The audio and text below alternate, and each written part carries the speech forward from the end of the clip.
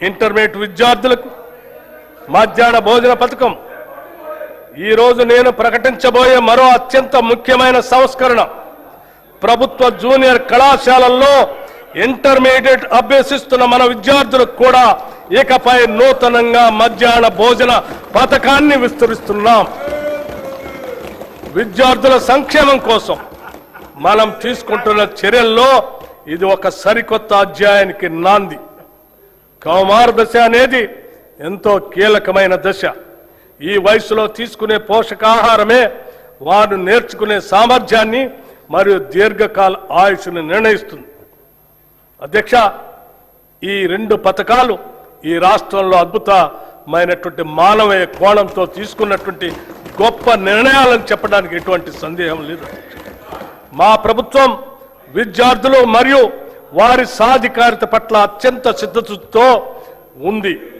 దివ్యాంగ విద్యార్థుల శారీరక వైకల్యం వారి విద్యాభ్యాసానికి మరియు ప్రగతికి ఏమాత్రం అడ్డంకి కాకూడదనే ఉద్దేశంతో అటువంటి వారికి తగిన తోడ్పాటు అందించే లక్ష్యంతో ఇంటర్మీడియట్ విద్య చదువుతున్న దివ్యాంగ విద్యార్థులకి రెట్రో ఫిట్టెడ్ మోటరైజ్డ్ వాహనాల్ని పంపిణీ చేయాలని నిర్ణయించాం. రాష్ట్రంలోని అన్ని వసతి గృహాలు, గురుకుల విద్యా సంస్థల్లోని వంటశాలల అపరిశుభ్రత వలన విద్యార్థులు అనారోగ్యం పాలవుతున్నారు. దీనిని దృష్టిలో ఉంచుకొని ఆ వంటశాలల నిర్వహణలో వస్తున్న ఇబ్బందులను అధిగమించడానికి ఈ బడ్జెట్లో ఆధునీకరించడానికి మా ప్రభుత్వం నిశ్చయించింది. అన్ని వసతి గృహాలు, గురుకుల విద్యా సంస్థల వంటశాలల ఆధునీకరణకు కోట్ల రూపాయల ప్రతిపాదన 100 కోట్ల రూపాయలని ప్రతిపాదించాం. రాష్ట్రంలో పాలమూరు శాతవాహన విశ్వవిద్యాలయ ఆధ్వర్యంలో ఇంజనీరింగ్ మరియు లా కాలేజీలు, తెలంగాణ విశ్వవిద్యాలయం ఆధ్వర్యంలో ఇంజనీరింగ్ కాలేజ్, మహాత్మా గాంధీ విశ్వవిద్యాలయం ఆధ్వర్యంలో లా మరియు ఫార్మసీ కాలేజీలు, Rajiv Gandhi university of knowledge technologies ఆధ్వర్యంలో మహబూబ్ నగర్ క్యాంపస్ను నూతనంగా మంజూరు చేశాం. వీటికి అదనంగా ప్రభుత్వ పాలిటెక్నిక్ కాలేజ్ కోస్కీని ప్రభుత్వ ఇంజనీరింగ్ కళాశాలగా అప్గ్రేడ్ చేశాం.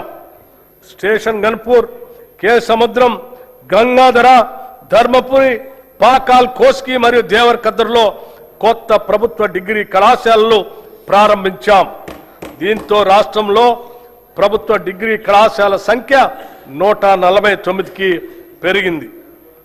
రాష్ట్రంలో ఉన్న 57 పాలిటెక్నిక్ కళాశాలలు అడ్వాన్స్డ్ టెక్నాలజీ సెంటర్లుగా ఉన్నతీకరిస్తున్నాం. యువతను భవిష్యత్ ఉద్యోగ అవకాశాలు కల్పించడానికి, ఎంటర్ప్రెన్యూర్లుగా ఎదగటానికి వీలుగా పాలిటెక్నిక్ కళాశాలలో 15 కొత్త కోర్సులు 2026-27 విద్యా సంవత్సరంలో ప్రారంభిస్తున్నాం. విశ్వవిద్యాలయాలు, పరిశోధన సంస్థలకు సంబంధించి భూ విజ్ఞాన, ఖనిజ శాస్త్ర పరిశోధనలకు ప్రత్యేకంగా doctor Manmohan Singh earth sciences యూనివర్సిటీని భద్రాద్రి కొత్తగూడెం జిల్లాలో స్థాపించాం. అలాగే రాష్ట్ర విశ్వవిద్యాలయాల్లో న్యాయ ఇంజనీరింగ్ కళాశాల ద్వారా కొత్త ప్రొఫెషనల్ కోర్సులు ప్రారంభించబడ్డాయి. మౌలిక సదుపాయాల అభివృద్ధి కోసం ఉస్మానియా విశ్వవిద్యాలయానికి 1000 కోట్ల రూపాయలు, వీరనారి చాకలి ఐలమ్మ మహిళా విశ్వవిద్యాలయానికి 400 కోట్ల రూపాయలు ఈ బడ్జెట్లో ప్రతిపాదిస్తున్నాం. మిగిలిన విశ్వవిద్యాలయాలకు కూడా అవసరమైన నిధులు కేటాయిస్తున్నాం. స్కిల్ యూనివర్సిటీ నేటి పోటీ ప్రపంచంలో పరిశ్రమలకు అవసరమగు నైపుణ్యాలున్న మానవ వనరుల కొరత నెలకొని ఉంది. చాలా సందర్భాల్లో ఇంటర్మీడియట్ మరియు డిగ్రీ కళాశాల నుండి ఉత్తీర్ణులైన వస్తున్న మన విద్యార్థుల్లో ఆశించిన స్థాయిలో నైపుణ్యాలు ఉండటం లేదు. అలాగే అధునాతన ప్రత్యేక నైపుణ్యాలు అవసరమైన ఉద్యోగాలకు వారు పూర్తి స్థాయిలో సిద్ధంగా ఉండటం లేదు. ఈ అంతరాన్ని పూడ్చాలనే దార్శనికతతో అటు విద్యావంతులను, నిరుద్యోగ యువత ఎదుర్కొంటున్న ఇబ్బందులను, ఇటు పరిశ్రమలు ఎదుర్కొంటున్న నైపుణ్యం కలిగిన మానవ వనరుల కొరతను ఏకకాలంలో పరిష్కరించాలనే ఉద్దేశంతో మన రాష్ట్ర ప్రభుత్వం యంగ్ ఇండియా స్కిల్ యూనివర్సిటీని స్థాపించింది. పరిశ్రమల అవసరాలకు అనుగుణంగా ఆయా పరిశ్రమల భాగస్వామ్యంతోనే రూపొందించిన పాఠ్యాంశాల ద్వారా యువతకు ప్రత్యేక నైపుణ్యాలని అందిస్తాము. ఈ స్కిల్ యూనివర్సిటీని విద్యాశాఖ పరిధిలో తీసుకొని వస్తున్నాము. రాష్ట్రంలోని 65 ప్రభుత్వ ఐటీఐలను ఆధునిక పరిశ్రమ అవసరాలు తగినట్లుగా తీర్చిదిద్దేందుకు అడ్వాన్స్డ్ టెక్నాలజీ సెంటర్లుగా ప్రభుత్వం ఉన్నతీకరించింది. దీనికి అదనంగా 53 అడ్వాన్స్ టెక్నాలజీ సెంటర్ ఏటీసీలను మంజూరు చేసింది. వీటి నిర్వహణ పనులు పురోగతిలో ఉన్నాయి. దీంతో మొత్తం 118 అడ్వాన్స్డ్ టెక్నాలజీ సెంటర్లు అందుబాటులోకి వస్తున్నాయి. అడ్వాన్స్ టెక్నాలజీ సెంటర్లో శిక్షణ పొందుతున్న ట్రైనీలకి ప్రతి నెల 2,000 రూపాయలు స్కాలర్షిప్ రూపంలో ఇవ్వాలని ప్రభుత్వం నిర్ణయించింది. నైపుణ్యాలకు సంబంధించిన అన్ని సంస్థలను ఒకే గొడుగు కిందకు తీసుకొని రావటానికి అడ్వాన్స్డ్ టెక్నాలజీ సెంటర్లు, పాలిటెక్నిక్ కళాశాలలు మరియు టామ్కామ్లను ఈ స్కిల్ యూనివర్సిటీ పరిధిలోకి తీసుకొస్తాం. యువతను బ్లూ కాలర్ ఉద్యోగాల కోసం సన్నద్ధం చేసేలా ఉస్మానియా యూనివర్సిటీ, జేఎన్టీయూ తదితర విద్యా సంస్థల తరహాలో ఈ విశ్వవిద్యాలయాన్ని తయారు చేయటమే మా ప్రధాన ఉద్దేశ్యం. 2047 నాటికి రాష్ట్ర ఆర్థిక వ్యవస్థను $3 ట్రిలియన్ స్థాయికి చేర్చాలనే మహోన్నత లక్ష్యంతో ఉన్నాం. ఇందుకు మనకు భారీ సంఖ్యలో నైపుణ్యం కలిగిన మానవ వనరులు అవసరం. భారతదేశంతో పాటు ప్రపంచవ్యాప్తంగా ఉన్న నైపుణ్య ఆధారిత బ్లూ కాలర్ ఉద్యోగ అవకాశాలు, అవసరమైన మానవ వనరులను అందించడంలో తెలంగాణ రాష్ట్రాన్ని యావత్ ప్రపంచానికి ఆదర్శంగా తీర్చిదిద్దాలని మేము భావిస్తున్నాం. పిల్లల భవిష్యత్తు కోసం తీసుకునే నిర్ణయాలు ఎప్పుడూ ఖర్చు కాదు, అవి పెట్టుబడులు మాత్రమే. అమ్మ కలలు పిల్లల చదువు, ఇవే తెలంగాణ భవిష్యత్. అమ్మ కలలు పిల్లల చదువు, ఇవే తెలంగాణ భవిష్యత్. ఈ బడ్జెట్లో విద్యారంగానికి 26,674 కోట్ల రూపాయలు ప్రతిపాదిస్తున్నాం. రాష్ట్రంలోని పేద ప్రజలందరికీ నాణ్యమైన వైద్య సేవలు అందించడమే లక్ష్యంగా మా ప్రభుత్వం ప్రజా ఆరోగ్య వ్యవస్థను బలోపేతం చేస్తుంది. తెలంగాణ రైజింగ్ విజన్ 2047 లక్ష్యాల మేరకు రాష్ట్ర ప్రభుత్వం మాతా శిశు సంక్షేమ ఆరోగ్యం, యువత ఆరోగ్యం, దీర్ఘకాలిక వ్యాధుల నియంత్రణ, అలాగే మానసిక ఆరోగ్య సంరక్షణపై ప్రత్యేక ప్రాధాన్యం ఇస్తుంది. ప్రభుత్వ ఆసుపత్రులను బలోపేతం చేయడానికి జిల్లా కేంద్రాల్లో డే కేర్ క్యాన్సర్ సెంటర్లు, నాన్ కమ్యూనికబుల్ వ్యాధుల క్లినిక్స్, వృద్ధుల ప్రత్యేక క్లినిక్స్, పాలియేటివ్ కేర్ సెంటర్లు, ట్రాన్స్జెండర్ల కోసం మైత్రి క్లినిక్స్ ఏర్పాటు చేయబడ్డాయి. ఇంతకాలం గ్రాంటిన్ ఎయిడ్ సంస్థగా ఉన్న 12,720 బెడ్స్ సామర్థ్యం కల తెలంగాణ వైద్య విధాన పరిషత్తును పూర్తి స్థాయి ప్రభుత్వ సెకండరీ హెల్త్ కేర్ విభాగంగా చేస్తున్నాం. దేశంలో ఎక్కడా లేని విధంగా కేవలం అభివృద్ధి చెందిన దేశాలు మాత్రమే లభించే ప్రజల హెల్త్ ప్రొఫైల్ని రాష్ట్రంలోని ప్రజలందరికీ అమలు పరుస్తున్నాం. మానవ వనరుల సంక్షేమంలో భాగంగా రాష్ట్రంలోని ప్రజలందరి ఆరోగ్య రక్షణ అత్యంత ప్రధానమైంది. అందుకోసం ప్రజలందరి హెల్త్ ప్రొఫైల్ని సిద్ధం చేసి వారికి డిజిటల్ హెల్త్ కార్డులు అందజేస్తాం. వీటి నిర్వహణలో అత్యంత గోప్యతని పాటిస్తాం.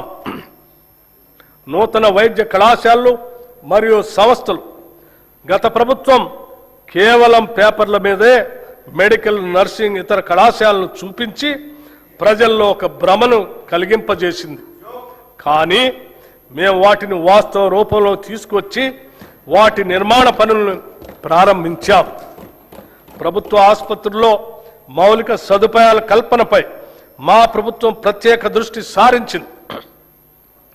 2023 డిసెంబర్ నాటికి ప్రభుత్వ ఆసుపత్రుల్లో 30,377 పడకలు అందుబాటులో ఉండగా కొత్తగా ప్రారంభించిన 9 ప్రభుత్వ వైద్య కళాశాల ద్వారా మరో 1,980 టెరిషరీ కేర్ పడకలు అందుబాటులోకి వచ్చాయి.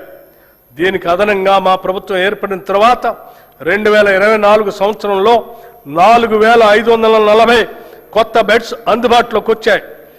2026 చివరి నాటికి సనత్ నగర్, ఎల్బీ నగర్, అల్వాల్లోని టిమ్స్ ఆసుపత్రులతో పాటు నిమ్స్ విస్తరణ, వరంగల్ మల్టీ సూపర్ స్పెషాలిటీ ఆసుపత్రితో కలిపి మరో 6,582 టెరిషరీ కేర్ పడకల్ని అందుబాటులోకి తీసుకొని వస్తాం. ఇవి కాక సెకండరీ కేర్ ఆసుపత్రుల్లో 12,720 పడకలు ఉన్నాయి. దీంతో రాష్ట్ర ప్రభుత్వ ఆసుపత్రుల్లో మొత్తం టెరిషరీ కేర్ పడకల సంఖ్య 44,029కి చేరుకుంటుంది. భారత ప్రజా ఆరోగ్య ప్రమాణాల ప్రకారం ప్రతి 1000 మందికి ఒక పడక ఉండాలన్న నిబంధనను మనం గణనీయంగా అధిగమించడం మనందరికీ గర్వకారణం. నూతనంగా 17 మెడికల్ కాలేజీల నిర్మాణాలు చేపడుతున్నాం. మెడికల్ విద్యను విస్తరించేందుకు కొత్తగా 9 ప్రభుత్వ మెడికల్ కళాశాల, 16 నర్సింగ్ కాలేజీలు, 28 పారామెడికల్ కాలేజీలు ప్రారంభించబడ్డాయి. చికిత్స ఆధారిత వ్యవస్థ నుంచి నిరోధక వైద్య సేవల వైపు మార్పును తీసుకొని వస్తున్నాం. ఈ బడ్జెట్లో వైద్య మరియు ఆరోగ్య శాఖకి 13,679 కోట్ల రూపాయలు ప్రతిపాదిస్తున్నాం. ఉద్యోగులు, ఉపాధ్యాయులు, పెన్షనర్ల సంక్షేమం. కొన్ని దశాబ్దాల నుంచి ప్రభుత్వ ఉద్యోగులు మరియు పెన్షనర్లు ఎదురు చూస్తున్నటువంటి నగదు రహిత ఆరోగ్య భద్రతా పథకాన్ని ప్రారంభిస్తున్నాం.